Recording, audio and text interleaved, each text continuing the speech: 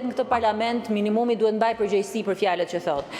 Në konferencën e kryetarëve unë kam qëndruar gjatë gjithë kohës diskutimeve, kam folur dhe për komisionet hetimore dhe mbas diskutimit jam larguar për të drejtuar një komision tjetër. Po pak rëndësi ka se këtu parlament çfarë nuk po thuhet e nuk mban njëri përgjegjësi, jo më për gënjeshtrat. Së dyti, i kemi kërkuar në konferencë kryetarëve listën e ligjeve, nuk është publikuar, pa ajo lista atje me 23 ligje është asgjë krahasuar me votën kundër imunitetit të zëvendës kryeministres.